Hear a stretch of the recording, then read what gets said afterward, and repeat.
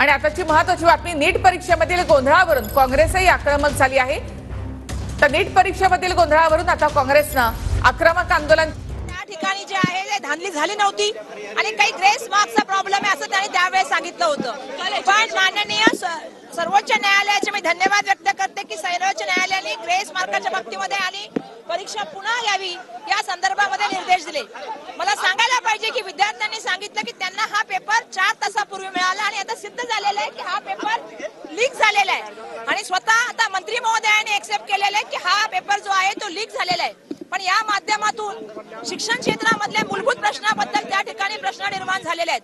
मधल्या काळामध्ये वर्षभरामध्ये जवळपास 100 पेक्षा जास्त जे आहेत ते पेपर त्या ठिकाणी लीक झालेले आहेत। विद्यार्थी मेहनत करतात, कुटुंबातली मंडळी पॅरेंट्स असतात ते सातत्याने चिंता करत असतात, पण दुर्दैवाने याचा काहीही केंद्र सरकारला देणं घेणं नाहीये। एवढ्या मोठ्या प्रमाणामध्ये जे मुलांचं नुकसान झालं त्याच्यामध्ये मुलांनी, आता मला या क्षेत्रामध्ये बोलायचंय खरं तर कारण शिक्षण मंत्री म्हणून मी काम केलेलं आहे। दुर्दैवाने शिक्षण क्षेत्रामध्ये काही मंडळी घुसलेली आहेत। शिक्षण क्षेत्राला दिवसेंदिवस आपण बघतो की त्या ठिकाणी वेगळा मार्ग दाखवण्याचा काही लोकांचा प्रयत्न चाललेला आहे। अशा वेळेला मुलांच्या भवितव्याच्या दृष्टिकोनातून हा खूप महत्त्वाचा मुद्दा आहे।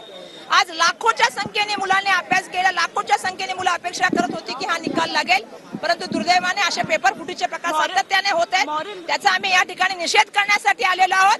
देशाच्या पंतप्रधानांनी त्याची जबाबदारी घेतली पाहिजे आणि येणाऱ्या काळामध्ये ते जगातली युद्ध थांबवण्याचं काम करतात, पण देशामधल्या पेपर फुटीला थांबवण्यामध्ये ते असफल राहिलेले आहेत हे त्यांनी स्वीकार केलं पाहिजे। हिंदी में जानना चाहेंगे, हिंदी में आपसे जानना चाहेंगे, हिंदी में जानना चाहेंगे।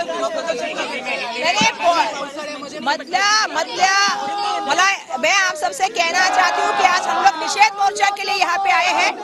हम निषेध करना चाहते हैं केंद्र सरकार का, केंद्रीय मंत्रियों का, कि जिस तरह से आपने बच्चों के भविष्य के साथ खेलने का काम किया है। पूरा साल बच्चे इस परीक्षा की तैयारी करते हैं। नीट की परीक्षा के मामले में लोगों ने पहले भी तकरार की, तब मंत्री महोदय ने कहा कि ऐसी कोई धांधली नहीं हुई है, कोई भी पेपर लीक नहीं हुआ है, सिर्फ ग्रेस मार्क्स दिए गए हैं। पहले ये किया, फिर उसके बाद माननीय सर्वोच्च न्यायालय ने ग्रेस मार्क के लिए वापस परीक्षा लेने की बात की। अब जाके उन्होंने ये एक्सेप्ट किया है कि इस तरह की धांधली हुई है और मैं ये बोलना चाहती हूँ कि उन्होंने एक्सेप्ट किया कि पेपर लीक हुआ है, लेकिन उतने में जो बच्चों का नुकसान हुआ है, जो पेरेंट्स और बच्चे इसमें मेहनत करते हैं उनका नुकसान हुआ है, मॉरल रिस्पॉन्सिबिलिटी लेनी चाहिए और उन्होंने रेजिग्नेशन देना चाहिए। नेट पे पेपर अवेलेबल थे, ऐसी बात बिल्कुल डार्क नेट पे छोड़िए, 4 घंटे पहले बच्चों के पास वो पेपर उपलब्ध थे, ये बच्चों ने एक्सेप्ट किया है। तो ये पेपर की जो धांधली हुई है और लगभग पिछले साल में 100 से ज्यादा ऐसे पेपर, जैसे पुलिस भर्ती का इन्होंने बात किया, हमारे तलाठी की भर्ती में बीच में हुआ, उस तरह से व्यापम का बड़ा घोटाला आपको सबको मालूम है कि मध्य प्रदेश में हुआ। तो ये बच्चों के भविष्य के साथ जो खिलवाड़ हो रहा है उसकी नैतिक जिम्मेदारी देश के प्राइम मिनिस्टर जी को भी लेनी होगी और बिल्कुल मुझे लगता है कि शिक्षा मंत्री ने भी लेनी होगी। बिल्कुल आप सही कह रहे हैं कि मोदी जी चुप क्यों है, जब वो देश के पूरे दुनिया के युद्ध बंद कर सकते हैं, उनको शांतिता कर सकते हैं, तो अपने पेपर को लीक करने से क्यों नहीं बचा सकते। शिक्षण मंत्री भी रह चुके हैं। बिल्कुल ये बिल्कुल मैं वो रहना चाहती हूँ कि मैं शिक्षा मंत्री, जैसे मैंने थोड़ी देर पहले भी कहा कि मैं शिक्षा मंत्री जो रह के काम करके आई हूँ, शिक्षण क्षेत्र में कुछ लोग घुसने का काम कर रहे, एक विचारधारा करके एक अलग चीजों को करने का काम कर रहे। कहीं ना कहीं एजुकेशन को जो है वो इम्पार्शियल होना चाहिए, पॉलिटिक्स से बाहर रहना चाहिए। मतलब मैं देख रही थी कि बेटी बचाओ बेटी पढ़ाओ भी लिखने को नहीं आ रहा है। ऐसे सिचुएशन में हम लोग जहाँ चल रहे हैं, मुझे सबसे ये अपेक्षा है कि इसकी पूरी जिम्मेदारी लेनी चाहिए। आज लाखों बच्चों का नुकसान हुआ है, पूरे साल की मेहनत जो है वो बेकार गई है, उसकी जिम्मेदारी लेके जो है उनको इस्तीफा देना चाहिए, ये हमारी आज की मांग रहेगी। बिल्कुल मला वाटतं की विद्यार्थ्यांच्या फक्त परीक्षेमध्येच नाही, शिक्षणाच्या मध्ये पण आलेला आहे। म्हणजे इतिहासाला बदलण्याचं काही रूपला काम सातत्याने मंडळी करत असतात। शिक्षण हे पॉलिटिक्स पासून वेगळं असलं पाहिजे, विद्यार्थ्यांना गुणवत्ताधारी शिक्षण मिळालं पाहिजे।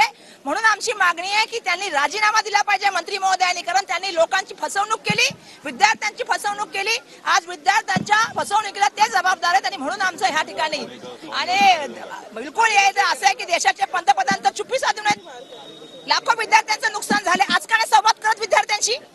त्यामुळे आमची अपेक्षा आहे की त्यांनी या ठिकाणी जबाबदारी स्वीकारावी। हे तर असं आहे की ना खाऊंगा ना खावणे दूंगा आणि सगळेजण तुम्हाला माहिती आहे की काय चाललेलं आहे। व्यापम करो, परीक्षा भरती पोलिसांची असो, पोलीस पाटलांची असो, तलाट्यांची असो, व्यापम असो, आता परीक्षावर चर्चा, बरोबर आहे, परीक्षावर चर्चा, आता मन की बात।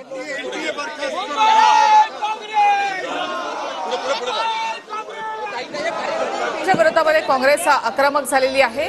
शिक्षण आणि राजकारण वेगळं हवं असं वर्षा गायकवाड यांनी म्हटलेलं आहे. तर मुंबईत नीट परीक्षेच्या विरोधात काँग्रेस आक्रमक.